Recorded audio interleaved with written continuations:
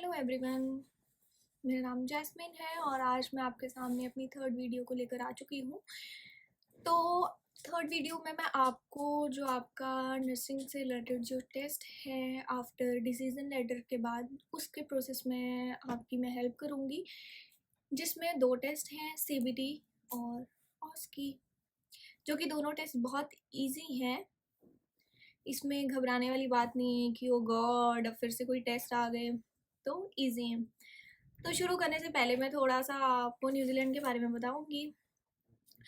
तो न्यूजीलैंड जो एक ऐसी कंट्री है जहाँ का वेदर, जहाँ का इन्वायरमेंट, जहाँ की फैसिलिटी, जहाँ की स्टडी बहुत बहुत अच्छी है और मेरी तरफ से मतलब न्यूजीलैंड के लिए 10 आउट ऑफ 10 है।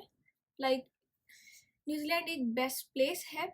और इसमें अगर मान लो कि आप जैसे आपकी पीआर हो गई है ना, परमानेंट रेजिडेंसी अगर आपकी हो जाती है, तो उसके बाद क्या होता है कि इसमें अगर आपकी कोई फैमिली लाइक आपकी मैरिज होती है, उसके बाद क्या होता है कि जो आपकी वाइफ होती है उसको भी क्या मिलती है, रेजिडेंसी मिल जाती है। ठीक है, तो इसमें क्या होता है, सबसे बड़ी बात है कि हम लोग मतलब इसमें क्या देखते हैं कि हमारी जो सैलरी है, जो हमारी अर्निंग्स हैं वो अच्छी हों, है ना।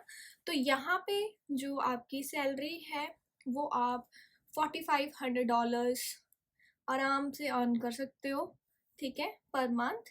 और हो भी सकता है कि इससे ज़्यादा भी आप अर्न कर सकते हो, ठीक है। तो इसमें ये है कि सबसे अच्छा इसमें इन्होंने बताया गया हुआ है कि जो इसका वेदर है न्यूजीलैंड का वो सबसे अच्छा है। यहाँ पे स्नोफॉल बिल्कुल भी नहीं होता है और जो टेम्परेचर है वो नेगेटिव में भी नहीं जाता है, जो कि सबसे अच्छी बात है, ठीक है। यहाँ का जो वेदर है, सबसे ज़्यादा यहाँ पे बारिश, ओके। विंटर्स जो होते हैं उनमें मतलब लाइक विंटर्स ऐसे नहीं होते कि जैसे हमारे हिमाचल में होते हैं कि लाइक नो बारिश नथिंग, बट यहाँ पे जो विंटर्स हैं वो बारिश के साथ ही आते हैं। बट मैं यहाँ के इन्वायरमेंट वेदर को 10 आउट ऑफ 10 देती हूँ। और आप भी बताना कि आपको जो मेरी प्रीवियस वीडियो थी वो आपको कैसी लगी। अगर आपको उन वीडियो में अगर कोई डाउट्स हैं तो प्लीज़ आप मेरे साथ मेरे यूट्यूब चैनल पे कमेंट करके आप मेरे से पूछ सकते हो। तो चलिए आज का टॉपिक हम स्टार्ट करते हैं। तो जैसे मैंने अपनी प्रीवियस वीडियो में आपको बताया था कि जब आपका जो CFNS वाला जो आपका प्रोसेस है वो कंप्लीट होने के बाद जब आपके पास डिसीजन लेटर आता है, तो उसके बाद आपको जो है CBT और ऑस्की का टेस्ट देना होता है, ठीक है। तो जो CBT है उसमें आप लोगों को सिर्फ 3 अटेम्प्ट्स मिलते हैं, ठीक है। 3 से ज़्यादा अटेम्प्ट्स ये लोग नहीं देते हैं, only 3 attempts to clear your CBT and OSCE, okay. तो जो हमारा CBT है वो आप जो मतलब लाइक कितनी कॉस्ट है इसकी, जो आपको कितना मतलब स्पेंड करना पड़ेगा इस एग्ज़ाम पे, तो वो आपका है $140। और जो ऑस्की है, ऑस्की का आपका है $3000।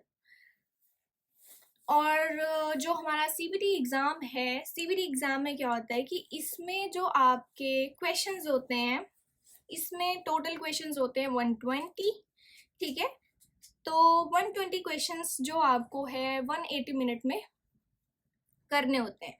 तो मतलब जो आपका इसमें क्या होगा कि इसमें आपके पास पार्ट 1 और पार्ट 2 होगा, ठीक है।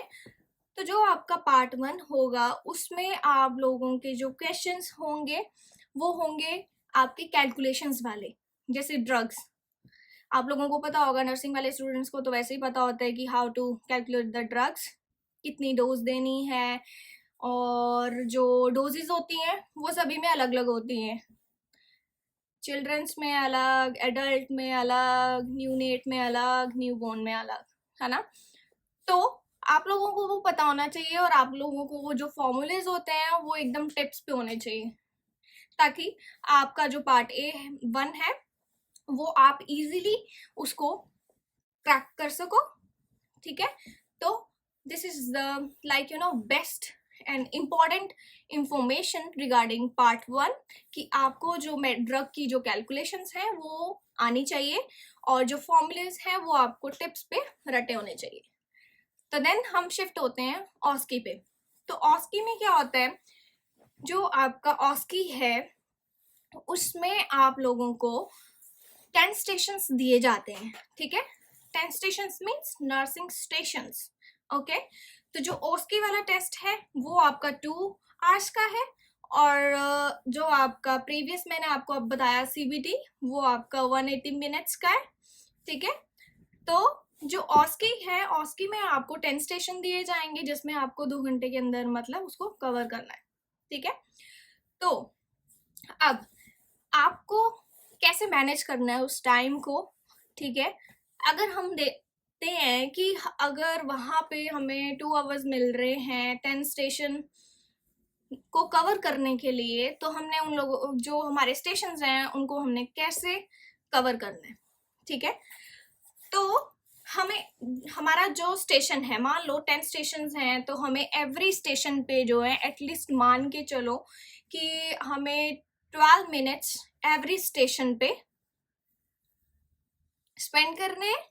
एंड जो हमारे 2 मिनट्स होंगे, ठीक है, वो हमारे होंगे एक टास्क को कंप्लीट करने के लिए दूसरे टास्क पर जाने के लिए। तो कितने हो गए, 12 + 2 12 13 14, ओके। तो उसके बाद क्या होता है कि जो हमारा 8 मिनट्स हैं वो 8 मिनट जो हमारे पास हैं वो हमारे पास जो हमारे 10 स्टेशंस हैं उन पे जो हमने टास्क कंप्लीट करने हैं, ठीक है। तो उसके लिए हमारे पास 8 मिनट हैं कंप्लीट करने के लिए एवरी स्टेशन के टास्क को, ठीक है।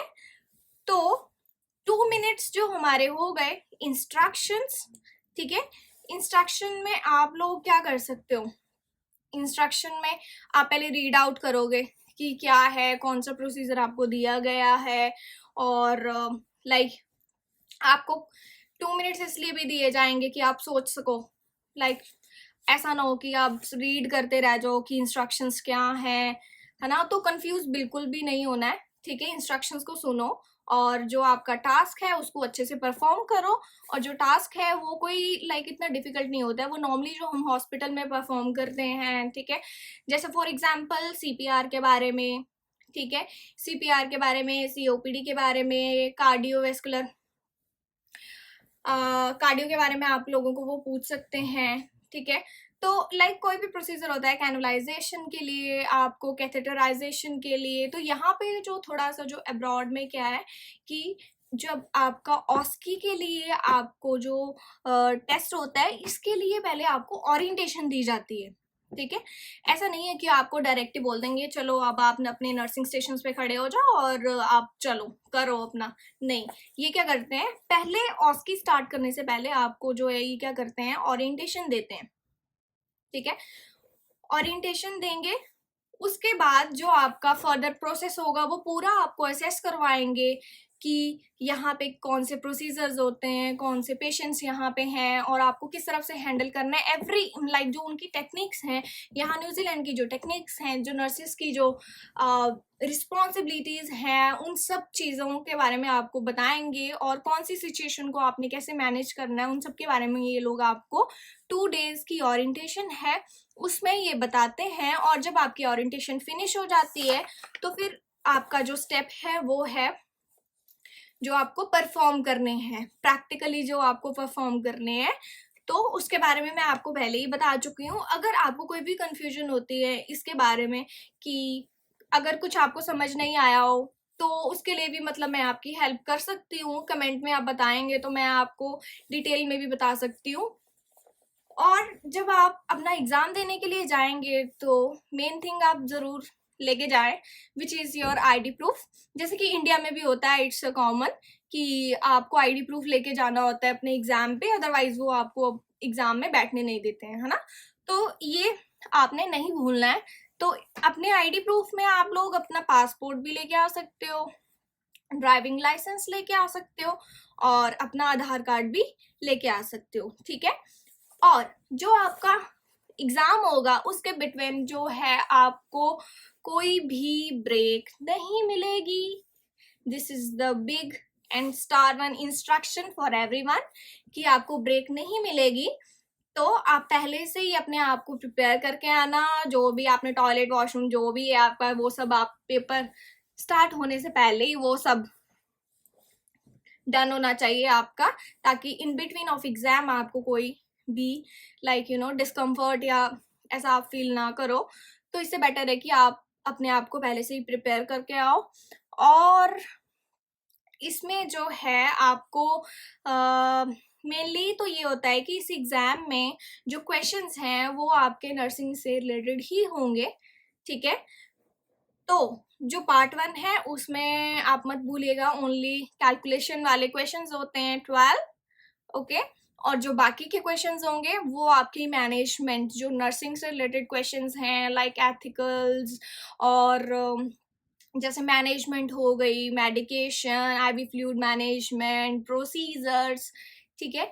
तो इसके बारे में वो आप लोगों से पूछ सकते हैं और ये हम इंडिया में इजीली मतलब जो हमें ये नॉलेज होती है प्रोसीजर्स के रिगार्डिंग या फिर नर्सिंग से रिलेटेड अगर कोई भी नर्सिंग स्टूडेंट्स को अगर कोई कुछ भी पूछ लेता है तो मुझे नहीं लगता कि उन लोगों को पता हो, वो ईजिली उस चीज़ का आंसर दे सकते हैं और हमारा जो प्रैक्टिकली होता है वो बहुत स्ट्रॉन्ग होता है। तो गाइस बस ये वीडियो मैं आज यहीं फिनिश करती हूँ। तो नेक्स्ट वीडियो में आपको मैं जो आपका क्राइटेरिया है मैं कुछ सैम्पल्स आपके साथ शेयर करूँगी और जो स्टडी मटेरियल जितना भी हो सकता है वो मैं आप लोगों को प्रोवाइड करूँगी। तो तब तक आप मेरी वीडियो को लाइक शेयर एंड सब्सक्राइब करें। और अगर आपको कोई भी इंक्वायरी है या फिर कोई चीज़ आपको नहीं समझ आई हो तो प्लीज़ आप कमेंट में मेरे से पूछ सकते हो। Thank you guys, bye.